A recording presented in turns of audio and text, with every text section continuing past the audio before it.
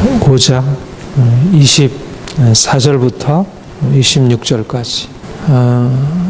요즘 저에게는 이 복음에 대한 깨달음이 얼마나 귀한 것인지 더 이렇게 분명하게 생각이 되고요. 또 정말 하나님이 이 복음을 통해서 우리에게 알려주신 이 구원의 놀라운 은혜를 우리의 삶에서 더 깊이 경험했으면 좋겠다. 복음이 하늘에 속한 이 땅의 진리가 아니고요, 하늘에 속한 비밀이고 계시이고, 그래서 우리의 인간적인 생각을 가지고 예수님이 십자가 지시고 그가 부활하시고 그가 우리의 생명이 되셨다는 사실을 이렇게 깨달아기가 참 어려운 것인데, 우리는 현실을 살아갈 때는 늘 보여지는 사실들에 근거해서 살아가고요. 그러니까 보여지는 사실들을 넘어서 있는 이 복음의 진리가 좀 구체적으로 현실적으로 우리에게 무슨 의미가 있는가, 이것이 과연 우리 실제 삶에 있어서 우리가 다른 많은 경험적인 것들처럼 그렇게 실질적인 의미를 가지고 있겠는가 하는, 사실 그게 없지는 않지만 그게 지속되지 못한다는 것, 또 이게 복음이라는 게 늘 우리의 생각을 이렇게 뛰어넘어 있기 때문에, 그래서 부분적으로 복음의 능력을 경험하기도 하고 주님의 사랑을 경험하기도 하지만, 지속적으로 우리가 복음의 능력 아래서 그 은총 안에서 살아가기가 참 쉽지 않다 여겨집니다. 좀 더 주님이 우리에게 밝히 계시하여 주시고, 그래서 그 복음의 계시의 빛 아래서 실질적인 우리의 삶이 정말 날마다 새롭게, 그리고 분명한 어떤 증거를 가지고 있는 그러한 변화로 들어갈 수 있도록 그렇게 되기를 원합니다. 그렇게 하나님이 하시리라 그렇게 생각을 하고요.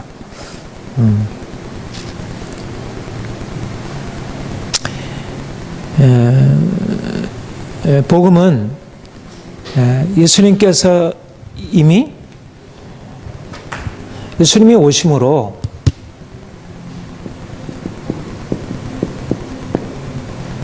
하나님이 세상을 창조하시고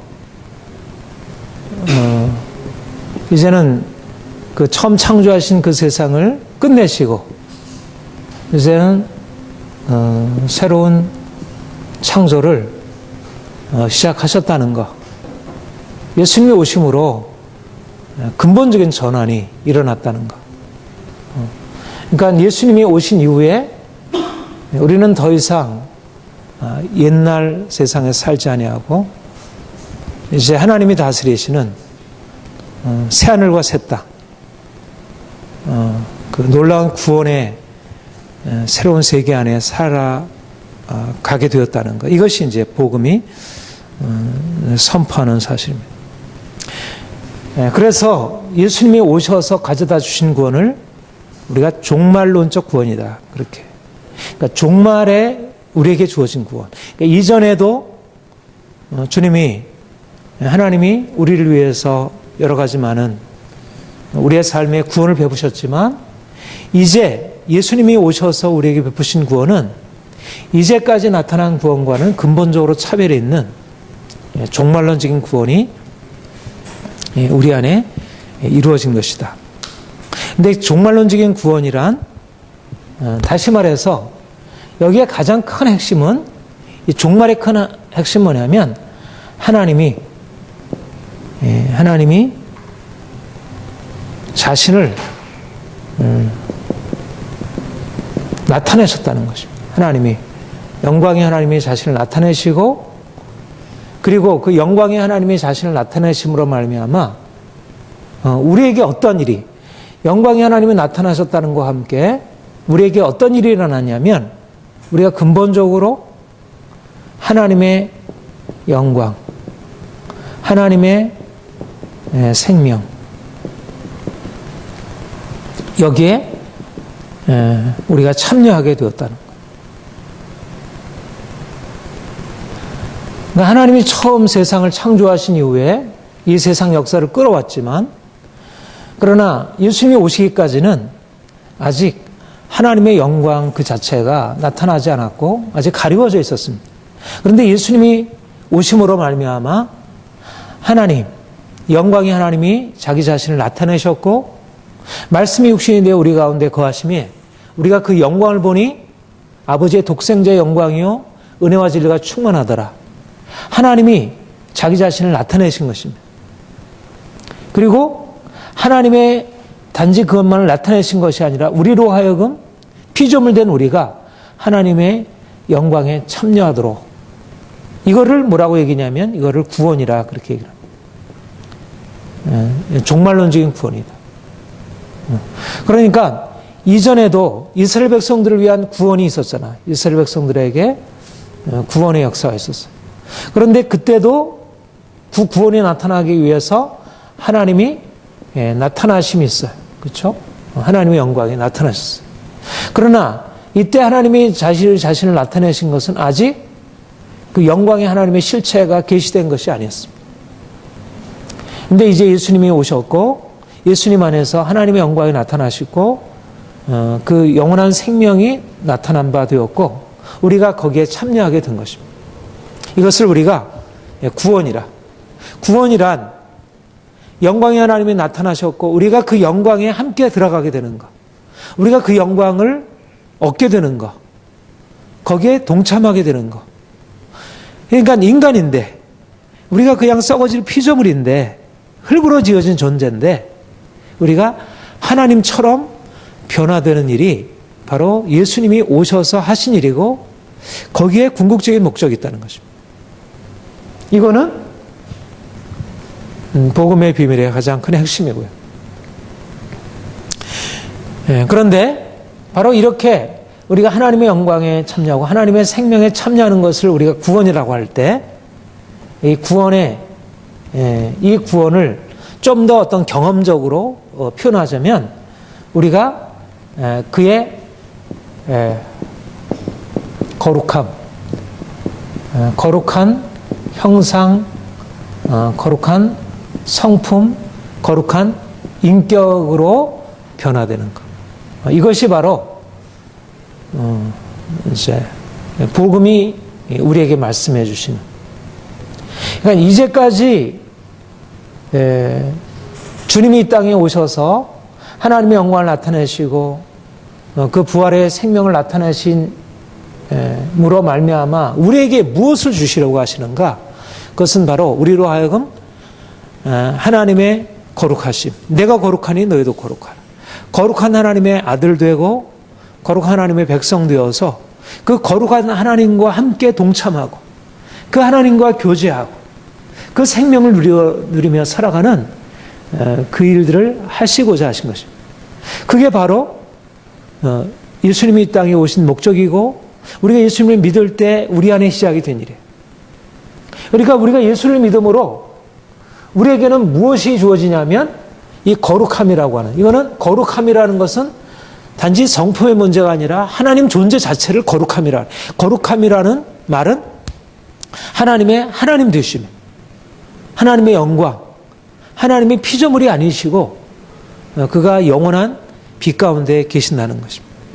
그런데 하나님이 우리를 그런 하나님의 존재, 하나님의 성품, 거기에 참여케 하신 일을 행하시고, 그래서 우리가 이제 날마다 그의 형상으로 변화되는 일을 얻을 수 있도록 하나님이 이 일을 행하신 것입니다.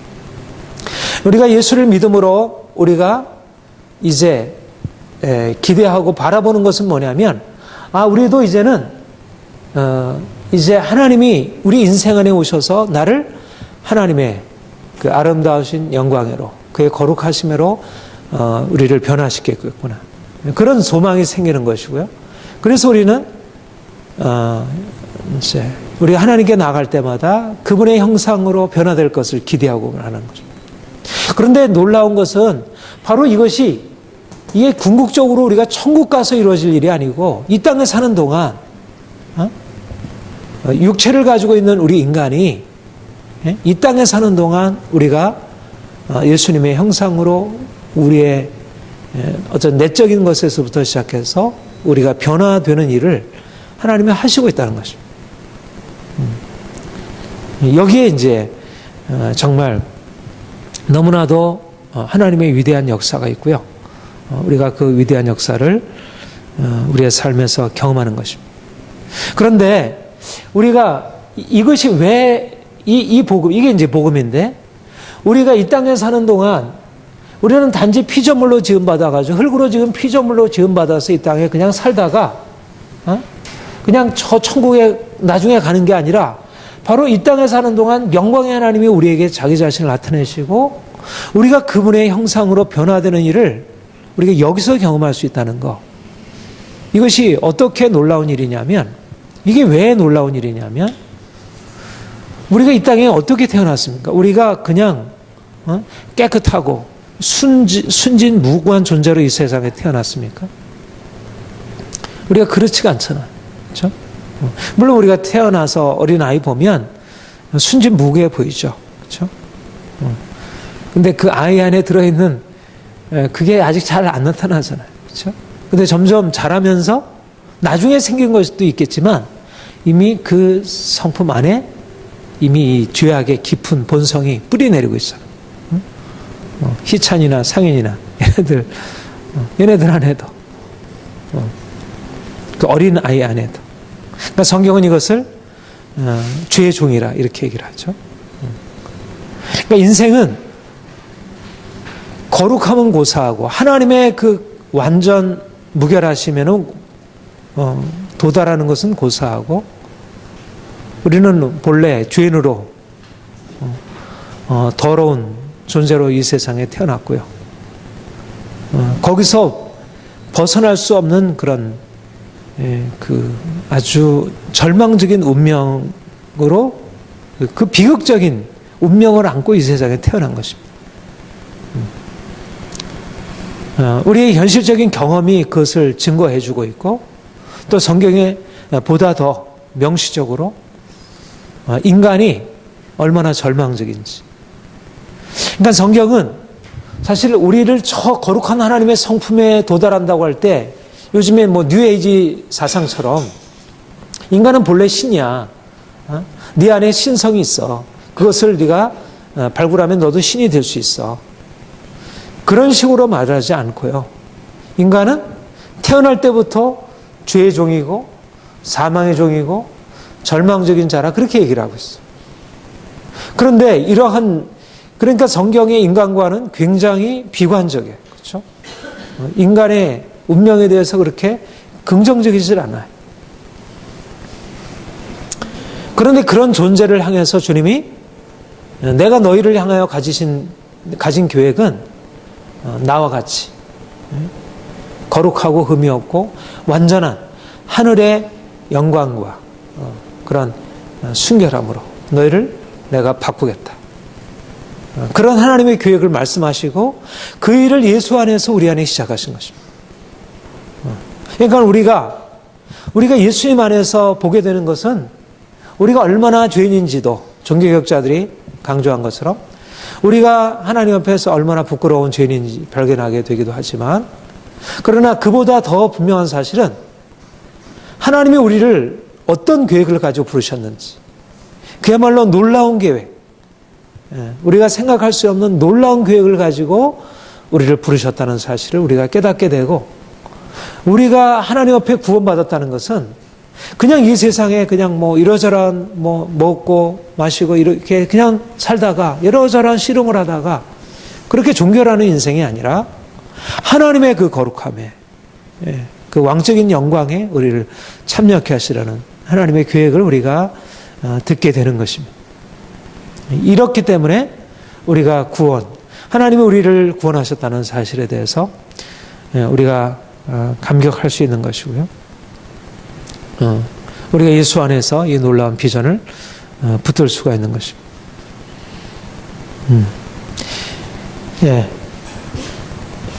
오늘 그러니까 우리가 하나님이 우리를 향하여 복음 안에서 우리에게 가지신 이 거룩함이라는 이 계획, 우리를 거룩하게 하시려고, 우리를 그의 생명에 참여하게 하시려고.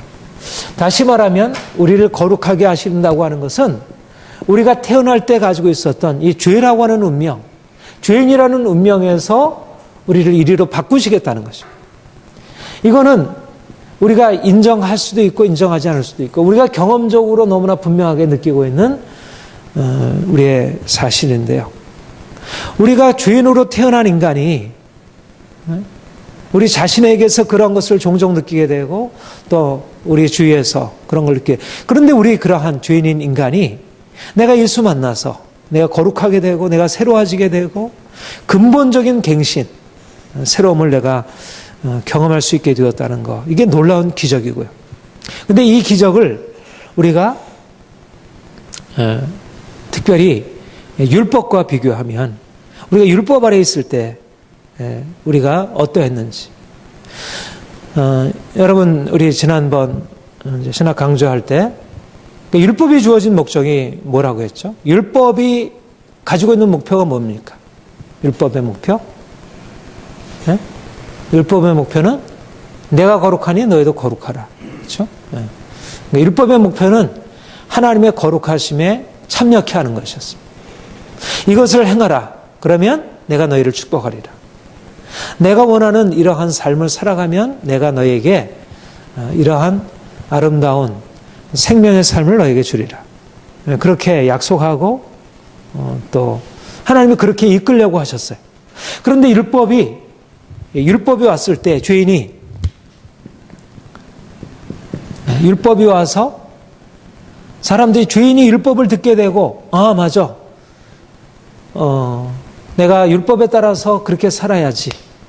내 이 죄에서 벗어나서 내가 좀 더 하나님이 원하시는 그런 뜻을 따라 행해야지. 네.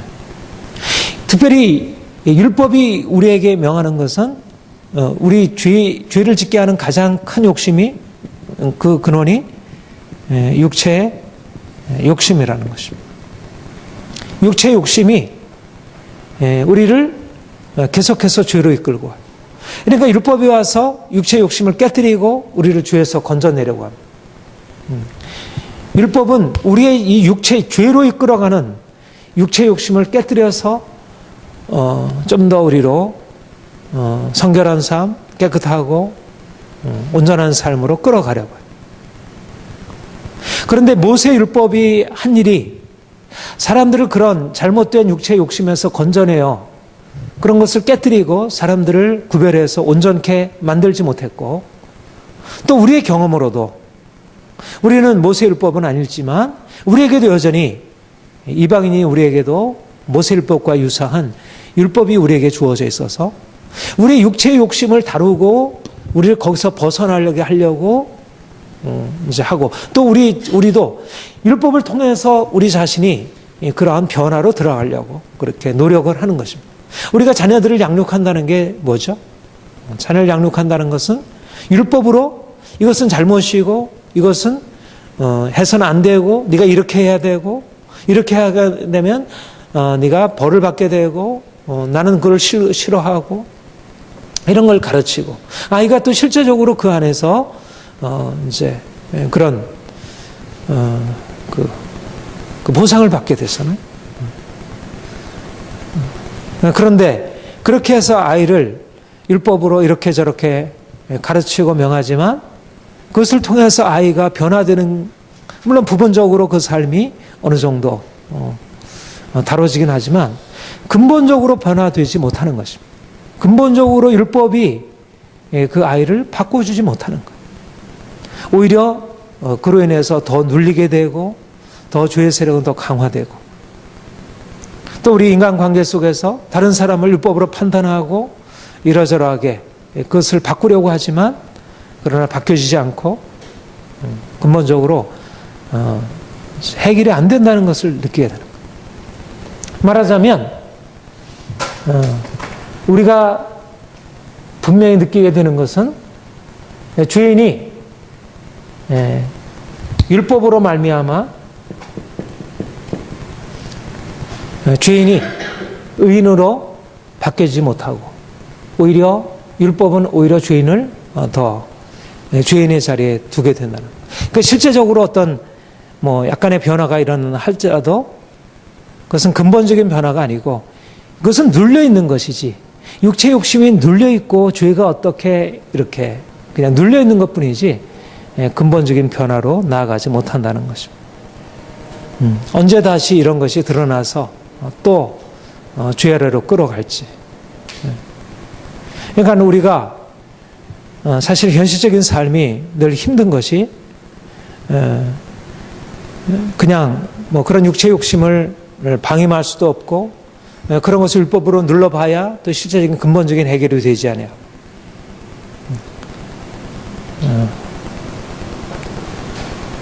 그런데 주님이 오셔서 그러한 우리에게 오셔서 우리를 전혀 다른 해결례로 인도하셨다는 것입니다. 자, 본문 우리 다시 한번 봅시다.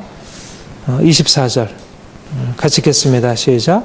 그리스도 예수의 사람들은 육체와 함께 그 정과 탐심을 십자가에 못 박았느니라. 그리스도 예수의 사람들은 육체와 함께 그 정욕과 탐심을 십자가에 못 박았느니라. 율법으로 말미암아 사람들을 죄에서 건져내고 육체 안에 있는 욕심, 정욕, 탐심을 깨뜨리고 죽이고 제거하고 그래서 자유케 하려고 했지만 그러나 실제적으로 그런 변화로 들어가지 못했는데 근데 그리스도 예수의 사람들은 육체와 그 정욕과 탐심을 십자가에 못 박았다. 이제 죄에 대한 근본적인 해결, 육체 욕심이 이제 죽음으로 넘어가는 그런 해결이 여기에 주어지게 되었다는 것입니다. 그러니까 율법으로서 육체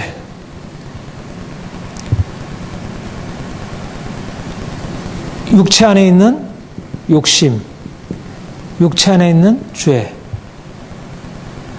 이것들을 다루지 못하고 여전히 이 육체라는 이 조건에서 육체 욕심이 정욕과 탐심, 이 죄가 인생을 붙들고 있고 그래서 마음은 하나님의 거룩함에 나가기를 원하지만 아무리 율법으로 노력해도 이 부분에 대해서는 해결책이 없었는데 이제 그리스도께서 오셔서 육체와 욕심을 십자가에 못 박았다는 것. 이제는 근본적으로 주님이 새로운 일들을 이루셨다는 것입니다. 어떻게 그리스도 예수의 사람들은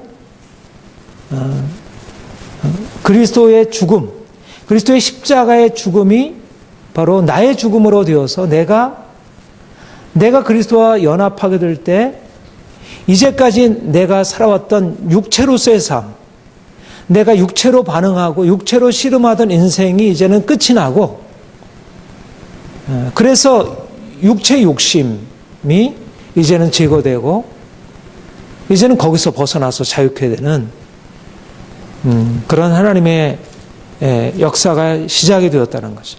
자, 우리 로마서 한번 봅시다. 로마서 6장. 로마서 6장.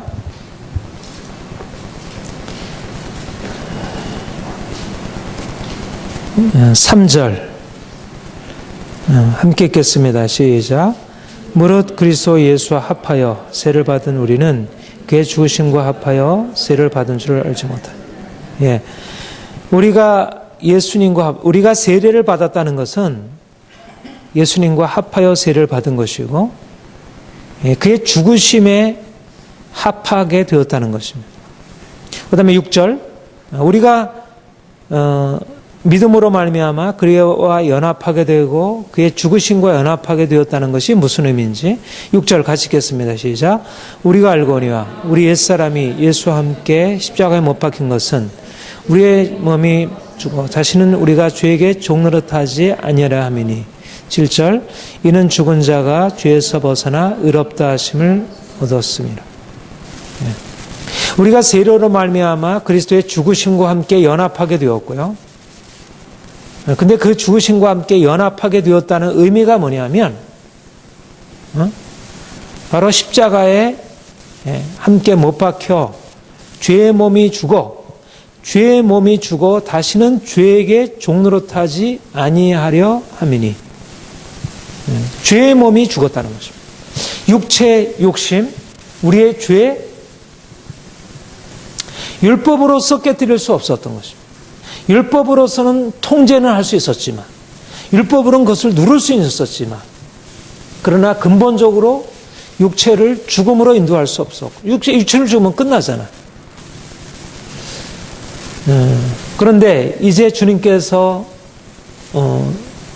그 십자가에 못 박혀 죽으셨고, 우리가 예수님을 믿을 때 그 십자가에 못 박혀 죽으신 그의 죽음이 우리 안에 함께 전달이 되어서 우리가 그의 죽으심과 함께 죽게 되고, 그래서 이제까지 우리를 끊임없이 죄로 이끌어갔던 우리 육체의 욕심이 깨어지고 끊어지고 이것이 파해지고, 그래서 더 이상 우리가 육체의 욕심에 이끌려서 죄악에 종노릇하는 삶으로 계속하지 아니할 수 있도록 우리를 새롭게 만드셨다는 것입니다.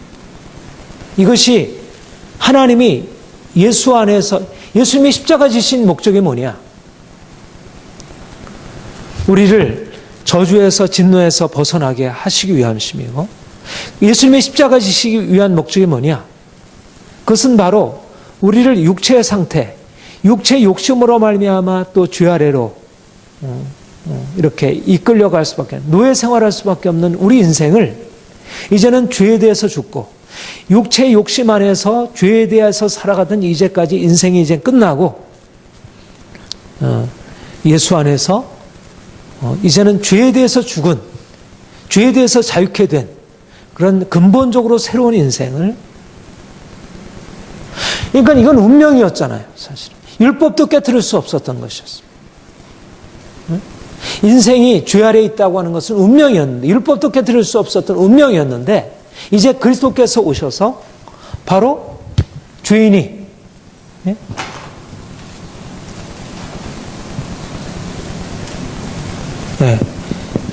육체의 욕심 아래서, 율법 아래서 그렇게 두려워하고 씨름해 어찌할 수 없었던 죄인이 이제 그 십자가로 말미암아 그 죄인이 육체 욕심이 깨지고 율법에서 벗어나서 이제는 그의 십자가의 능력으로, 십자가가 우리를 그의 거룩함으로 죄에서 자유케 하는 새로운 인생으로 우리를 바꿔놓으신 것입니다.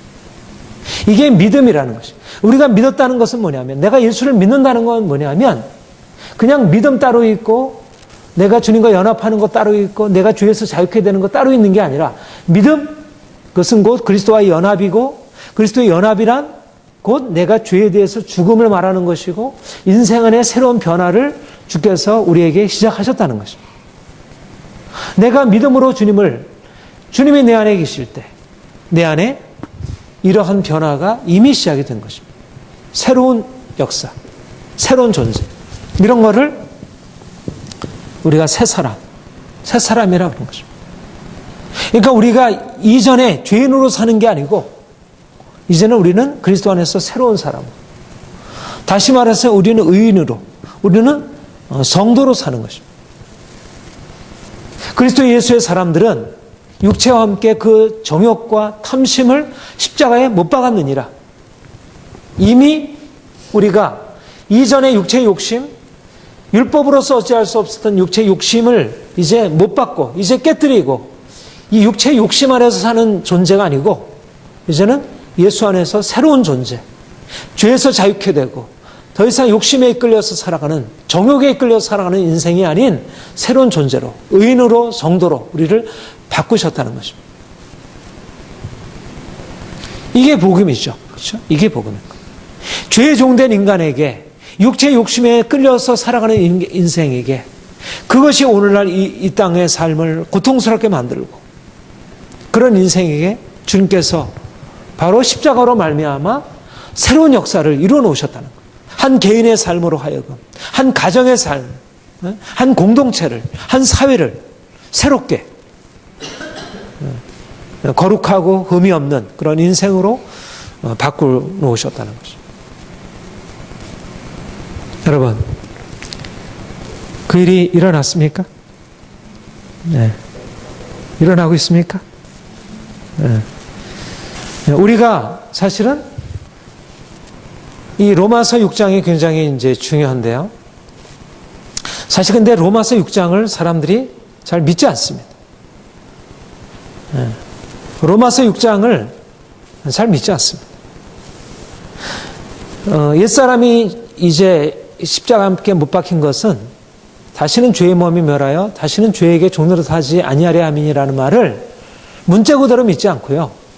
이거를 어떤 좀 그 법적인 사실, 신분적인 사실에 우리가 하나님이 그렇게 하셨지만 우리는 실제적으로 그렇게 살아가기에는 너무나 오랫동안 우리는 죄 아래 종된 삶을 살아왔기 때문에 이거는 좀 그렇게 되기를 원하지. 뭐 우리가 어떻게 이렇게 살겠어.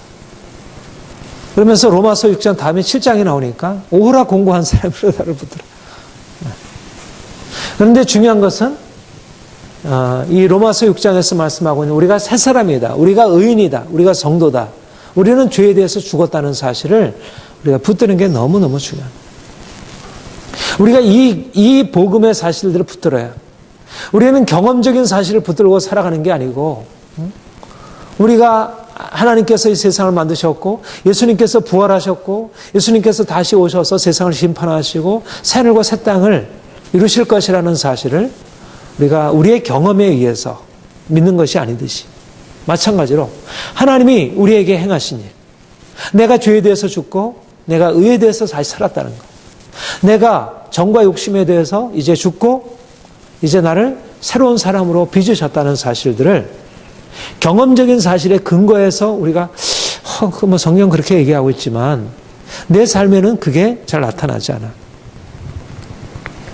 중요한 것은 우리가 경험을 넘어서서 주께서 우리에게 행하신 이거는 우선적으로 영적인 사실입니다. 영적인 사실이라는 말은 경험적인 것과 동떨어져 있다는 얘기는 아닙니다. 그러나 분명히 이것은 경험적인 것을 넘어서 있는 것이죠. 그래서 때때로 우리가 그것을 보지 못해. 실질적인 거예요. 실질. 우리가 바람이 안 보이잖아요. 바람이 안 보인다고 해서 그것이 그게 실제가 없는 게 아니잖아요. 그렇죠? 바람이 안 보여도 실제잖아요. 마찬가지로 영적인 사실이라는 것은 단지 우리의 육체 눈에 말하자면 우리가 볼 수 있는 어떤 파장이 우리의 육체로서 느낄 수 있는 파장이 이 파장을 느끼기가 어려운 거예요. 이 영적인 사실들을 우리의 감각의 어떤 그 수용 능력이 그러니까 이거 사실을 우리가 느끼질 못해요. 우리 안에 엄청난 일이 일어났지만 우리가 죄에 대해서 죽었고 우리의 육체와 정욕을 십자가에 못 박았다는 사실을 주께서 이미 행하신 일이지만 우리가 이걸 느끼지 못한다고 해서 믿질 않는 거예요. 인정하지 않는 거예요. 그게 어리석음인 거죠. 예수님을 믿지 않는 사람들은 그 일을 경험하지도 못했고 그 일을 뭐 전혀 볼 수 있는 능력이 전혀 없으니까 너무 당연한 일이지만 그러나 우리 그리스도인들은 이미 우리 안에 일어난 일인데도 우리가 이거를 영적인 사실이기 때문에 놓쳐버리고 우리는 경험적인 우리의 사실에 근거해서 내가 여전히 나는 죄인이고 나는 옛사람이고 옛사람이 십자가에 못 박힌 것은 이제는 죄에게 종노릇하지 아니하네. 나는 새 사람인데 옛사람은 죽었고 이제는 나는 새 사람이야. 예수 안에서 새 사람. 이거를 붙들어야 지. 그렇죠? 중요한 것은 우리 안에 하나님이 행하셨다는 것입니다. 무엇을 통해서 행하신 것입니까? 네? 무엇을 통해서 행하셨다고요? 십자가. 십자가가 그래서 능력인 거예요. 왜 십자가가 능력이냐? 율법이 할 수 없는 일을 율법이 실패한 거예요. 율법이. 모세 율법은 육체 욕심을 깨뜨릴 수 없었어요. 육체 욕심을 죽일 수 없었습니다. 죄인을 의인으로 바꿀 수 없었어요. 그런데 십자가는 죄인을 의인으로 바꿔놓았다는 거예요. 십자가를 경험하게 되었을 때 죄인이 의인으로 바뀌게 된다는 거예요. 도무지 불가능한 변화가 안에서부터 일어나게 되었다는 것입니다. 네. 우리 고린도전서 1장 24절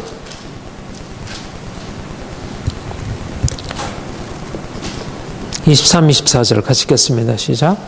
우리는 십자가에 못 박힌 그리스도를 전하니 유대인에게는 거리끼는 것이요 이방인에게는 미련한 것이로되 오직 부르심을 받은 자들에게는 유대인이나 헬라인이나 그리스도는 하나님의 능력이요 하나님의 지혜니라. 네. 네, 사람들은 십자가 못 박힌 그리스도를 잘 이해하지 못하고요. 거리낌으로 미련한 것으로 받아들여요. 그런데 유대인에게 거리끼는 것이고 이방인에게 미련한 것인 그 십자가가 그리스도 십자가가 하나님의 능력이고 하나님의 지혜라는 거예요. 거기 안에 인생의 근본적인 운명이 깨어지는 거예요. 운명이 달라지는 거예요. 운명을 바꿔놓는 거예요. 본질을 바꿔놓는 것입니다. 오늘날 과학기술이 발전해서 우리의 삶이 얼마나 윤택하게 바뀌어지고 있어요. 그러니까 너무나 이렇게 사람들이 놀라워하잖아요. 말하자면 세상의 지혜가 가지고 있는 가치예요. 그러나 과학기술이 인생의 운명을 바꾸지 못하는 거예요. 인생을 죄에서 건져내주지 못하고 인생을 육체라고 하는 이 근본적인 조건에서 바꿔주지 못해요. 육체의 욕심을 깨뜨릴 수가 없는 것이에요. 과학기술이 와서 뭐 암은 제거할 수 있고 어떤 병균은 바이러스는 다룰 수 있지만 그러나 근본적인 인생의 바이러스, 이 죄악이라는 이 운명을 바꿔놓지 못하는 거예요. 그런데 이제 그리스도의 십자가가 우리 인생 안에 들어와서 우리가 십자가에 함께 그리스도와 함께 못 박혀 죽게 되었을 때 죄인이 의인으로, 죄인이 옛사람이 새사람으로 이제까지 죄 아래에서 종노하던 인생이 죄에서 자유케 되고 새로운 변화로 들어갈 수 있게 된다는 것. 이것이 십자가로 말미암아 우리에게 일어난 일이고, 그래서 우리가 십자가를 붙들어야 되는 거야.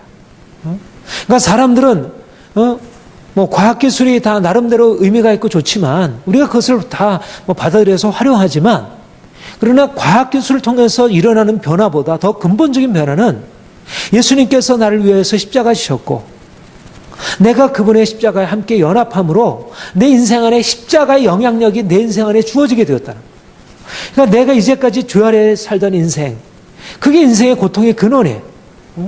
우리가 이것저것을 행하지 못하던 모든 것들의 고통의 가장 근원은 내가 죄인이라는 사실, 육체의 욕심이라는 문제인 거예요. 내가 육체라는 사실.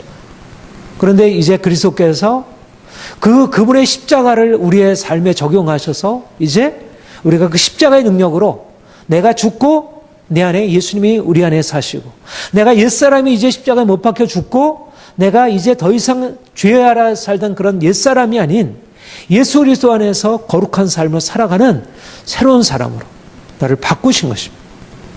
그러니까 십자가가 우리 인생의 전후, 십자가 이전과 십자가 이후가 달라지는 거예요. 십자가 이전의 삶은 옛사람이고 십자가 이후의 삶은 새사람이에요. 십자가를 통과해야 새사람이 되는 거예요. 십자가 없이 살면 결국 인생은 그가 아무리 뭐 인생이 뭐 성공을 하고 인생이 뭐 고상하고 뭐 그렇게 좋아 보여도 십자가 없는 인생은 결국 죄 아래 있고 그 인생은 근본적으로 저주 아래 있을 수밖에 없는 것이죠. 이것이 우리에게 이미 주어진 사실이에요. 그러니까 우리는 이제 어디에 근거해서 사냐면 우리는 십자가의 근거가 여기서 새로운 출발이 이루어졌잖아요. 그렇죠? 예수님이 오셔서 이제 그가 오셔서 우리를 새로운 출발로 이끌어 가신 거예요. 우리 지난주 설교처럼 예수님이 오셔서 십자가 지심으로 우리를 율법의 저주에서 속량하셨고, 예수님이 오셔서 우리를 위해 십자가 지심으로 우리를 죄의 멍에와 사슬에서 우리를 건져내셔서 이젠 죄에 대해서 죽고 하나님께 대해서 살아가는 새로운 삶을 우리가 받은 거죠. 그러니까 우리가 이걸 가지고 우리 안에 있는 죄의 문제를 가지고 우리 안에 있는 죄, 우리 안에 있는 이런 뭐 욕심, 탐심, 우리 안에 있는 뭐 분노, 우리 안에 있는 그로 말미암은 많은 저주, 그러니까 이런 것을 가지고 우리가 주님 만나지 못했을 때는 이런 걸 가지고 우리가 씨름을 해야 되잖아요. 그렇죠? 이걸 가지고 어떻게, 이런 죄를 어떻게 벗어? 불교, 유교, 다 이런 걸 씨름하는 거죠. 내가 어떻게 하면 이 탐심을 버릴까? 어떻게 하면 이 번뇌를 버릴까? 어떻게 하면 내 안에 있는 분노를 버릴까? 이런 것이 사람들의 씨름이죠.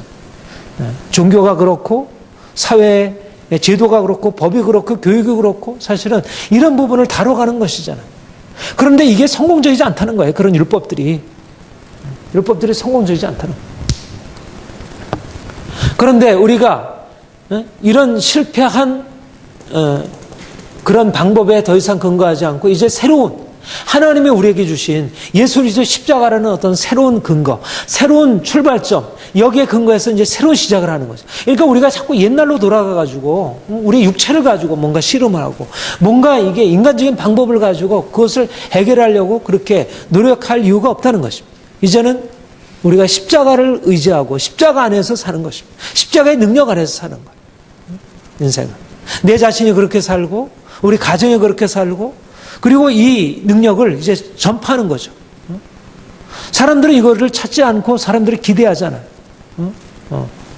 더 돈이 중요하다고 생각하고 과학기술이 더 중요하다고 생각하죠. 그런데 실제적인 능력은 십자가에 있는 거예요. 어떤 것도 이것을 다룰 수가 없어요. 인생의 운명을 바꾸지 못해요. 근데 예수님의 십자가를 우리가 믿음으로 그 십자가가 우리의 삶의 능력이 될 때 우리의 삶이 근본적으로 날마다 그분의 새로운 은총으로 들어갈 수 있게 된다는 거죠. 그러니까 중요한 것은 뭐냐면 이미 already 이미 일이 우리에게 일어났다는 것입니다. 우리가 이 땅에서는 아직 이 땅에 우리가 육체를 가지고 있으니까 여전히 육체 욕심을 가지고 씨름하고 그래서 하나님의 도움을 입으면 좀 나아졌다가 그러니까 주님께 가야 비로소 우리 인생이 그나마 좀 자유케 되는 게 아니고 이미 내가 예수를 믿음으로 내가 세례를 받음으로 옛사람이 죽었고 이제 새 사람으로 이미 변화되었다는 이것이 현재적인 사실이라는 믿습니까? 하나님이 현재적으로 일을 하셨어요. 저 본문을 다시 봅시다. 본문 그리스도 예수의 사람들은 육체와 함께 그 정과 욕심을 정욕과 탐심을 십자가에 못 박아내니라. 25절에 보면 만일 우리가 성령으로 살면 또한 성령으로 행할지니 이랬죠. 영으로 살면 영으로 행할지니 영으로 살면 또한 영으로 행할지니 무슨 말이냐면 영으로 산다는 것은 이미 주어진 것이고요. 영으로 행한다는 것은 우리가 앞으로 그렇게 행한다는 것입니다. 그러니까 영으로 산다는 것은 이미 우리에게 전개되었다는 거예요. 이미 우리에게 그렇게. 그러니까 바로 24절에 있는 말씀이 그리스도 예수의 사람들은 육체와 함께 그 정과 탐심을 십자가에 못 박았느니라. 그러니까 육체가 십자가에 못 박았으니까 그 다음에 뭐예요? 이제 영으로 사는 것입니다. 육체로 사는 게 아니고 이제는 영으로 사는 거예요. 그러니까 예수와 함께 십자가에 못 박은 사람은 더 이상 육체로 사는 삶이 아닌 영으로 사는 인생. 영으로 사는 인생이란 다시 말하면 그리스도와 연합한 새 사람. 예수 그리스도로 옷 입고 내가 사는 인생을 살지만 내가 사는 것 아니요 내 안에 그리스도께서 사시고 내가 그리스도와 함께 사는 인생. 이제 이전에 살던 옛사람은 아담적인 존재가 죽고 이제는 아담적인 존재가 아닌 내가 그리스도적인 존재로 내가 하늘에 속한 자로 나는 거룩한 자로 이제는 그리스도의 생명이 내 안에 역사하는 자로 살게 된 것입니다. 그것이 바로 만일 우리가 영으로 살면 이 말은 앞으로 살게 될 것이면이 아니라 지금 이미 그렇게 되었다는 거죠. 현재적인 조건을 말하는 것입니다. 현재적인 조건. 다시 말하면 지난주에 말씀드렸지만 이미 우리는 나쁜 나무가 아니고 좋은 나무라는 것입니다. 주님이 육체의 상태에서 우리를 영의 상태로 바꿔놓으신 것입니다. 옛사람에서 이제는 새사람으로 바꿔놓은 것입니다. 죄인이 이제는 의인이 되고 성도가 된 것입니다. 이제 육체로 살아가는 것이 아니라 영으로 살고 있다는 것입니다. 이미 주께서 우리 안에 행하셨다는 것. 그러니까 우리는 앞으로 그렇게 행하실 것이라는 사실을 믿음으로 바라보지만 그러나 그것에 앞서서 이미 성령께서 우리에게 오셔서 예수 그리스도 안에서 일어난 일을 예수 그리스도께서 죽은 자 가운데서 이제 육체로 죽고 영으로 다시 사신 것처럼 우리 안에도 동일하게 성령께서 오셔서 이제 육체로 살던 우리가 이제는 주님과 함께 죽고 이제는 영으로 다시 사는 인생을 새롭게 이제 열어놓으셨다는 것. 이게 우리의 새로운 존재이고 이것이 구원의 진정한 의미고요. 이제는 새로운 정체성, 새로운 신분, 새로운 피조물, 하나님의 자녀, 하늘에 속한 자로 살게 되었다는 것입니다. 이제 우리는 그러니까 이 근본적으로 예수님의 십자가 이후에 새로운 인생, 객관적으로 예수님께서 이 땅에 오셔서 십자가로 새로운 인생을 열어놓았지만 그러나 모든 사람들이 십자가 이후에 예수님이 오신 이후에 모든 사람들이 다 영으로 사는 것 아니죠. 예수님 믿지 않는 사람들은 여전히 예수님이 오신 것과 상관없이 육체 아래 살고 있죠. 여전히 옛사람으로 여전히 그들에게는 종말이 나타나지 않고 여전히 죄 아래 저주 아래 율법 아래 살아가고 있는 거예요. 그런데 예수 그리스도 안에 있는 자는 그리스도 예수의 사람들은 이제는 육체가 끝난 것이면 이제는 처음 창조가 끝나고 이제는 새 하늘과 새 땅이 시작이 된 거예요. 새 사람이 시작이 된 거예요. 새로운 피조물이 된 것입니다. 이것이 영으로 살아가는 것이죠. 영, 새로운 존재.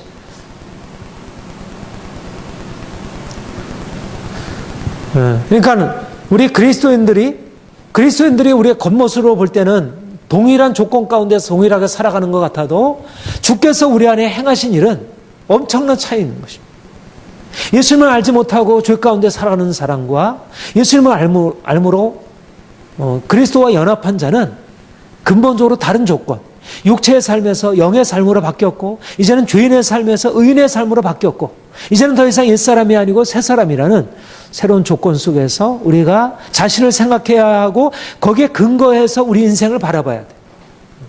내가 나쁜 나무라고 하는 생각을 가지고 인생을 살게 되면 결국 인생을 무엇에 근거해서 살아갈 수밖에 없는 율법에 근거해서 살아갈 수밖에 없는 거예요. 내 육체 욕심과 율법과 늘 씨름하는 인생을 살아가는 거예요. 육체 욕심을 붙들자니 또 율법에 대해서 거스르게 되고 율법을 가지고 또 누르면 육체가 또 계속 힘들고 그 딜레마 속에서 살아가는 거예요. 그런데 우리는 육체의 삶이 아니라 이제는 죽고 다시 살아서 이제는 예수 그리스도 안에서 새로운 인생, 율법을 이뤄가는 인생. 그 23절에 그랬죠. 이 같은 것을 금지할 법이 없느니라. 율법은 영의 열매는 율법의 온전한 완성이 되는 것입니다. 그러니까 우리는 이제 예수 그리스도 안에서 율법을 성취하고 온전케 하는 그런 일들을 이제 행할 수 있게 되었습니다. 마지막으로 우리가 살펴보기를 원하는 것은 우리가 성령으로 살면 또한 성령으로 행할지니 이 성령으로 영으로 살면 또 영으로 행하라 하는 말이에요. 말하자면 우리가 이제 신학에서 그런 얘기를 해요. 직설법과 명령법이다 그렇게 얘기를 해요. 그러니까 우리가 영으로 산다는 것은 이미 우리에게 일어난 일이에요. 예수님이 우리가 예수님과 함께 십자가에 못 박혀 죽었고 이제 예수님이 우리 안에 계시고 우리는 이제 육체로 살아가는 것이 아니라 영으로 사는 자가 되었고요. 이미 우리에게 이미 일어난 일입니다. 완료적인 사실이에요. 그런데 이제 완료적인 사실로 다 끝난 게 아니고 그러면 우리가 만약 우리가 의인이 되었고 새 사람이 되었고 거룩한 하나님의 성품에 참여하게 되었다는 것이 이게 딱 끝났으면 우리는 이제 뭐 천사처럼 예수님처럼 그렇게 살면 되잖아. 그런데 여전히 우리는 이 땅에 사는 동안 여전히 우리가 경험하듯이 이러저러한 또 연약함에 또 노출되고 또 넘어지게 되고 여전히 우리 안에 남아있는 그런 육체 욕심 또 그런 죄로 또다시 넘어지고 쓰러지는 우리의 모습을 발견하게 돼. 그러니까 우리가 영으로 살았다는 얘기는 우리 전 존재가 이제는 예수님처럼 다 바뀌었다는 것을 의미하지 않고 우리의 존재가 근본적으로 새로운 존재로 나쁜 나무가 이제 좋은 나무로 바뀌었지만 여전히 우리가 나쁜 나무로 있었을 때 가지고 있었던 우리의 옛 성품과 옛 습관들과 옛 행동들, 우리의 삶의 방식들과 이런 것들은 여전히 남아 있어서 우리가 앞으로도 지속적으로 그걸 가지고 씨름해야 할 것이 있다는 것이죠. 이것이 바로 우리 그리스도인들에게는 이중적인 모습. 우리가 이미 영으로 살고 있지만 아직 온전한 의미에 있어서 영으로 행하고 있지 못한 것입니다. 그러니까 만약 우리가 영적인 존재로 우리가 바뀌었다는 것에 명실상부하게 우리가 그렇게 살아간다면 그러면 예수님처럼 사는 거죠. 그렇죠? 예수님처럼 그렇게 사랑하고 예수님처럼 겸손하고 예수님처럼 그렇게 영광과 능력을 나타내는 삶을 살아가게 되겠죠. 그런데 우리는 아직 그렇게 살아가지 못하는 거예요. 그러니까 우리에게 이제 명령하기를 뭐냐면 네가 영으로 살면 또한 영으로 행할지니 이제 우리는 좋은 나무가 되었으니까 이젠 좋은 열매를 맺으라는 것입니다. 만약 우리가 나쁜 나무 상태에서 좋은 열매 맺으라고 하면 그거는 이룰 수 없는 이상이잖아요. 그렇죠? 그러니까 율법은 일종의 그런 것을 우리에게 명하는 것 같아요. 율법이 우리에게 명하는 것은 나쁜 나무인 상태, 우리가 이미 죄의 종인데 죄의 종된 상태를 우리가 바꾸지 못한 상태에서 네가 이걸 이루어야 돼. 그러면 그것은 불가능한 명령이고요. 불가능한 이상이지. 그런데 하나님이 우리를 이제 바꿔놓으신 것입니다. 이제는 하나님의 거룩한 하나님의 사람으로, 하나님의 자녀로, 이제는 영적인 존재로, 생명의 능력이 우리에게 역사하는 자로 바꿔놓으신 것입니다. 그리고 이제 그것에 근거해서 네가 영으로 살면 영으로 행할지니 이제 영으로 행하라. 이제까지 네가 살던 육체의 삶으로 해서 이제는 끝내고 네가 더 이상 이전에 행하던 방식을 이제 내려놓고 이제는 영으로 살아라.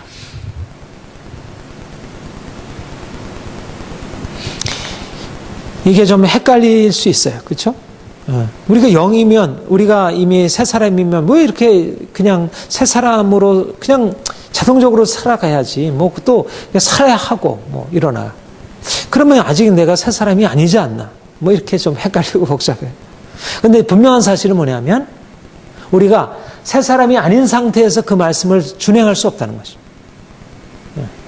그러니까 분명한 것은 주님이 우리에게 이제 네가 새로운 삶을 살아가라고 하는 것은 우리가 그렇게 살아갈 수 있는 그런 새로운 상태를 만들어 놓으신 이후에 하신 거예요. 그러니까 그 명령은 불가능한 명령이 아니고 가능한 명령으로 바뀌어진 것입니다. 이게 율법 아래 있을 때와 우리가 그리스도 아래 있을 때와 달라진 거예요. 율법도 우리에게 명령을 하고 있어. 너가 거룩하게 살아라. 내가 사랑하며 살아라. 이렇게 명령을 해요. 그리고 복음도 네가 영으로 살면 영으로 행할지라 말하고 있어요. 내가 너희를 사랑한 것이 너희도 서로 사랑하라 말하고 있어요. 그런데 율법이 명하는 것과 복음이 명하는 것의 가장 큰 차이는 뭐냐면 복음은 우리 안에 새로운 생명의 능력을 이미 주신 것입니다.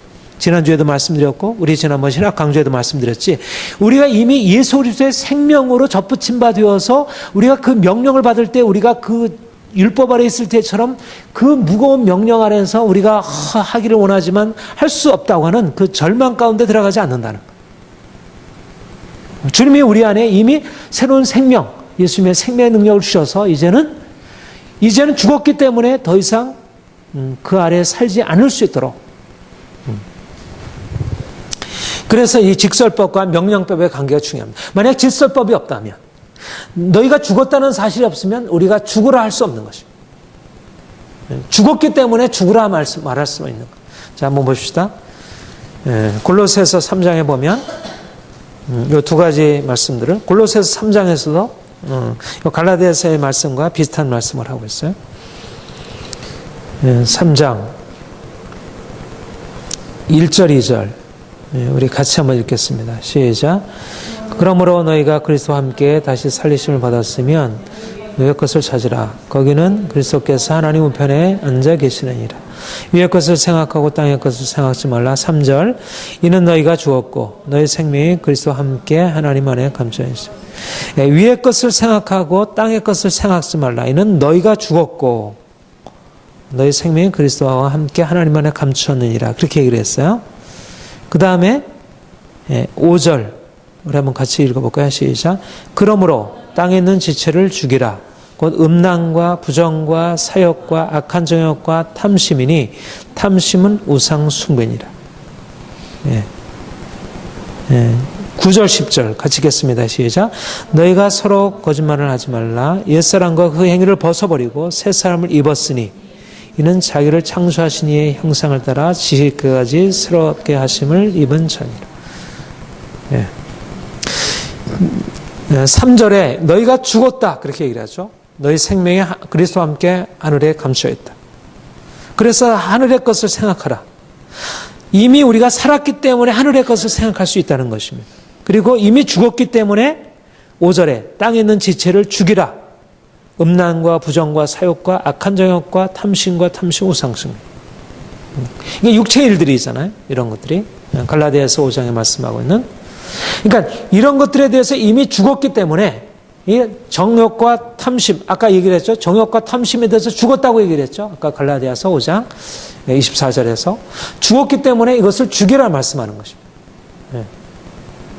하나님의 은혜가 있기 때문에 이 십자가의 구원의 은혜가 우리에게 이미 적용되고 있기 때문에 우리는 이것을 죽이는 삶으로 들어갈 수 있는 것입니다.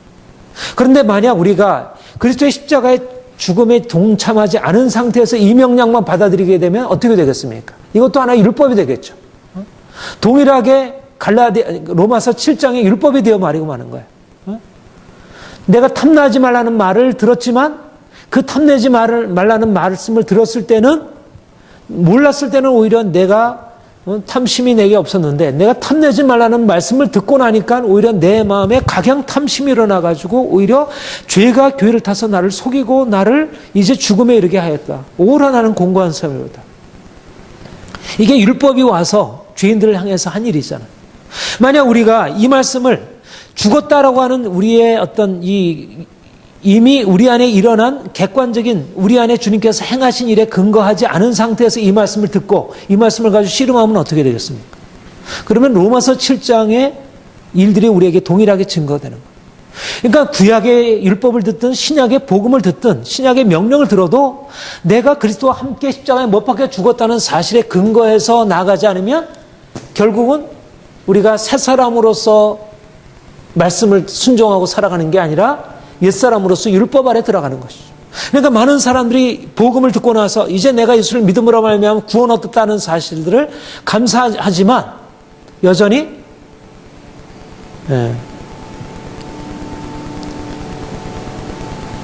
그 복음의 명령을 따라 살 때는 여전히 율법 아래로 다시 들어가는 거예요. 무엇에 근거하지 않고 십자가의 구원의 은총, 십자가에서 이미 내가 죽었다는 사실에 근거해서 이 싸움을 싸워야 되는데 이 싸움을 육체에 근거해서 싸우고 있는 거예요. 율법을 가지고 싸우는 거예요. 율법을. 이 명령이 내가 죽어야 되는구나. 아 맞아. 이걸 땅에 있는 지체를 죽이라 그랬어. 그러면서 자기를 쳐서 복종시키려고 하면서 막 자기를 금식하고 이렇게 저렇게 막 애쓰면서 그걸 바꿔가려고 해. 안 되잖아요.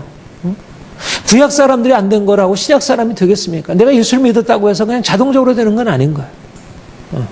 중요한 것은 뭐냐면 예수님의 십자가의 죽음이심, 내가 그리스도와 함께 십자가에 못 박혀 죽었다는 사실, 네가 죽었으니까 죽으라 라고 하는 말이 타당한 것이, 죽음이라고 하는 것에 근거하지 않은 상태에서 뭔가를 자기를 죽이려고 하면 그거는 유교의 금욕주의나 불교의 금욕주의나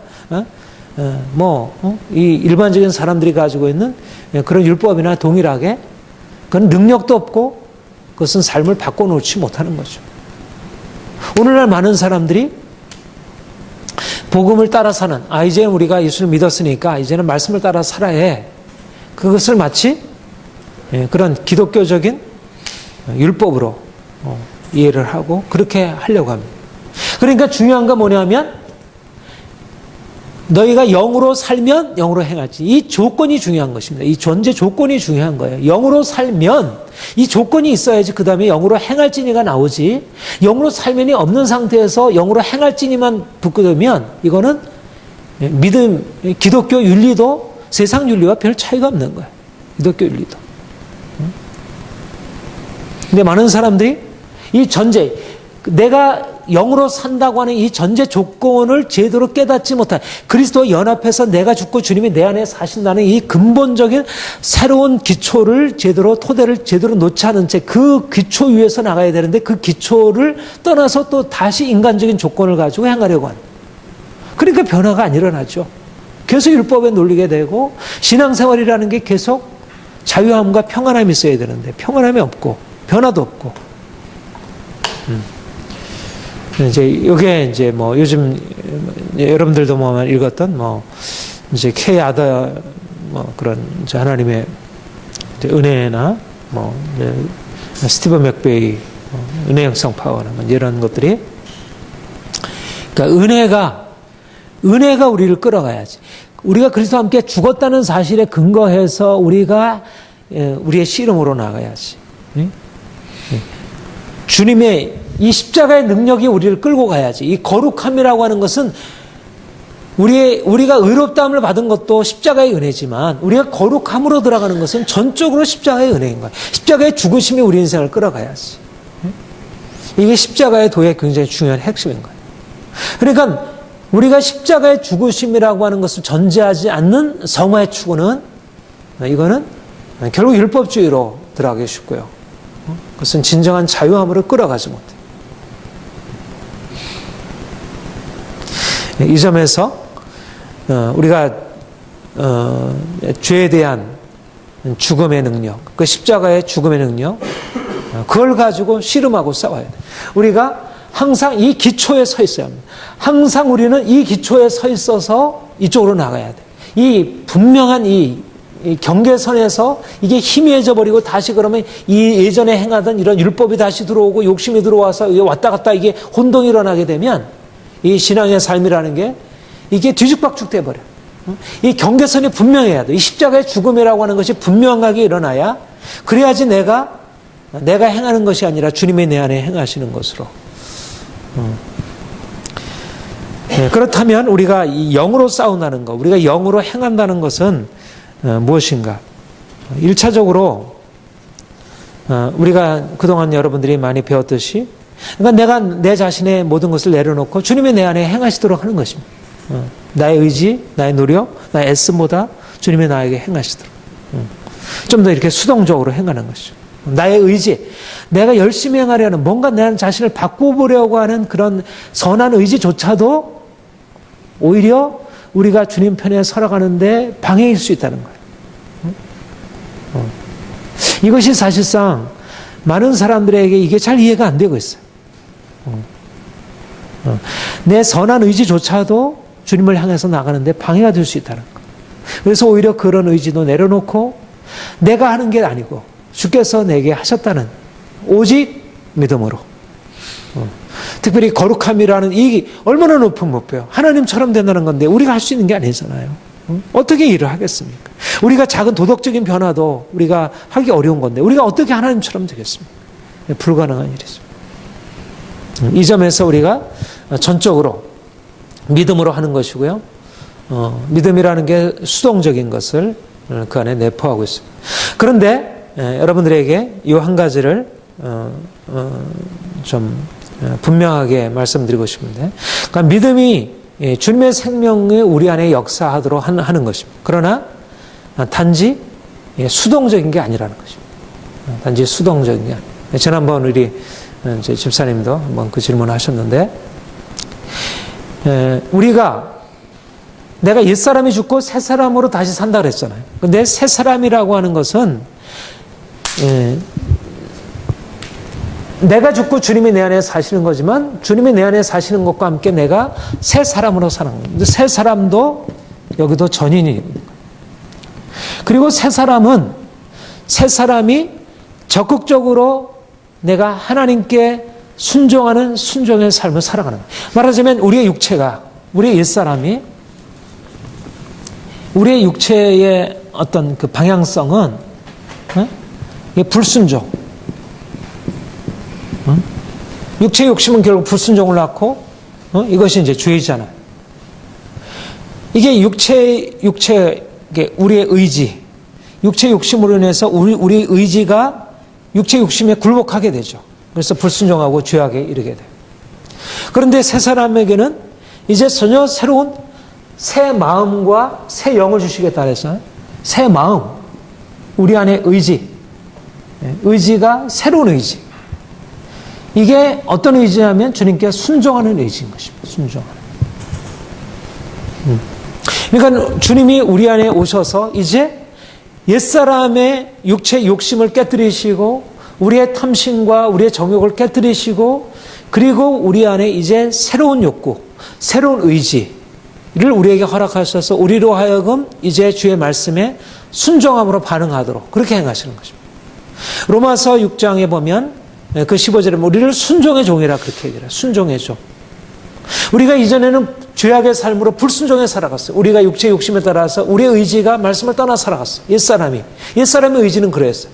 그런데 이제 우리가 영으로 살게 될 때 우리 영으로 산다는 것은 우리는 그냥 비어있는 채 그냥 하나님의 모든 것을 다 하시는 게 아니고 하나님이 우리 안에 세를 행하셔서 우리 안에 새로운 의지를 주시는 것입니다. 그래서 이제까지 우리가 육체의 욕심을 굴복하며 살던 의지를 육체의 욕심을 거슬러서 이제는 하나님의 뜻대로 살고자 하는 의지가 우리 안에 일어나는 것입니다.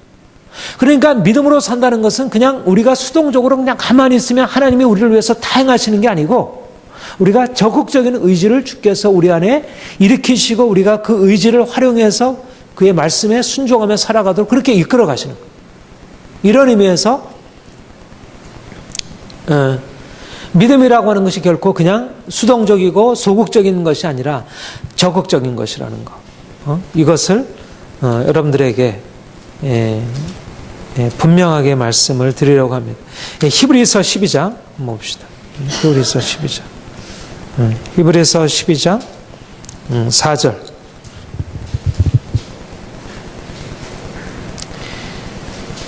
그 앞에 보면 믿음의 주에 온전케 하신 예수를 바라보자. 그 십자가를 바라보자 그렇게 얘기를 해요. 그 다음에 4절 같이 한번 읽어볼까요? 시작.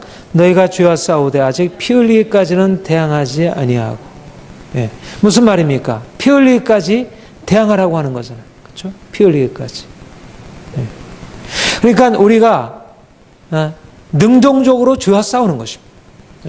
그러니까 죄에 대해서 이제까지 그냥 우리는 어쩔 수 없이 인간적인 육체의 의지로서는 거기에 굴복할 수밖에 없었지만 이제는 주님께서 내 안에 계셔서 나를 그렇게 행하실 수 있도록 역사하시고 그래서 능동적으로 그렇게 행하는 거예요. 그 다음에 9절 10절 같이 읽겠습니다. 시작.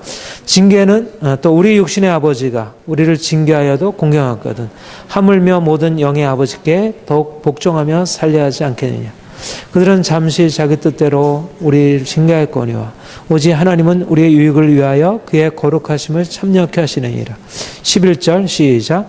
무릇 징계가 당시에는 즐거워 보이지 않고 슬퍼 보이나 후에 그로 말미암아 연단받은 자들은 의와 평강의 열매를 맺느니라.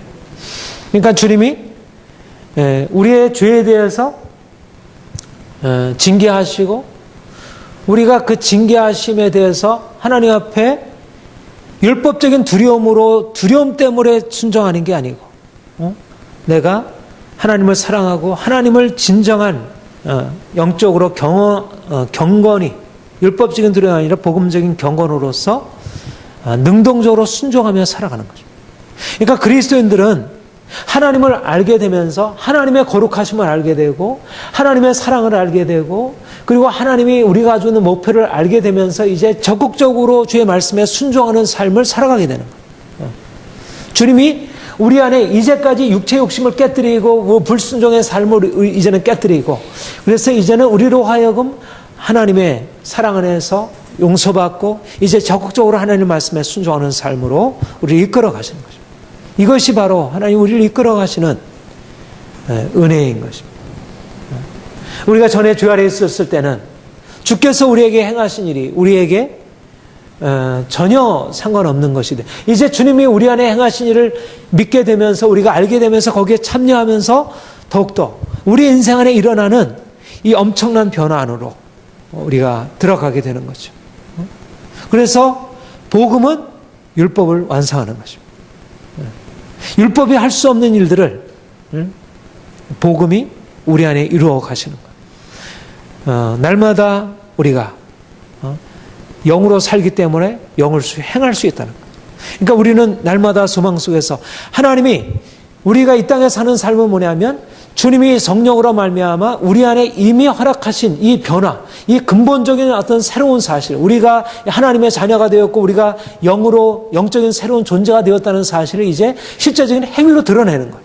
우리의 실제적인 행위가 매일매일의 삶 가운데서 우리가 더욱더 온전하게 이제까지 우리가 살아왔던 삶에서 벗어나서 새로운 삶으로 나아갈 것을 기대하고요. 그런 삶으로 나아갈 수 있게 되었습니다. 주님이 우리에게 행하신 일입니다. 그러니까 십자가의 능력, 이것을 이미 십자가가 우리를 죄에서 자유케 하고 그 십자가의 능력을 우리가 의지하고 나아가면 우리가 이제까지 실패했던, 이전에는 우리가 실패자였어요. 우리의 육체의 욕심을 다스릴 수 없었고 율법으로서 우리를 변화시킬 수 없었고, 그런데 우리가 십자가의 능력 의지하고 행할 때 실제적으로 우리의 삶에 하나님의 기적적인 변화 역사가 있게 되었다는 것, 이 사실들을 우리가 더 실제적인 삶에서 경험할 수 있기를 원합니다. 우리 같이 한번 기도하겠습니다. 하나님 감사합니다. 우리를 죄에서 구속하셔서 하나님의 거룩한 백성 삼아주시고 하나님을 섬기며 하나님의 사랑 안에 살게 하시니 감사드립니다. 그리스도 예수의 사람들은 육체를 그 정욕과 탐심과 함께 십자가에 못 박았다 말씀하셨습니다. 하나님이 우리를 위하여 행하신 이 놀라운 구원의 역사가 매일매일 삶에서 느껴지고 경험되게 하여 주옵소서. 그래서 이 땅에 사는 동안 우리 주님과 더 친밀한 교제를 누리며 참으로 주님이 우리에게 행하신 놀라운 일들을 온 땅에 전파하고 나타내게 하옵소서. 주님의 행하신 역사를 감사드립니다. 예수님의 이름으로 기도합니다. 아멘.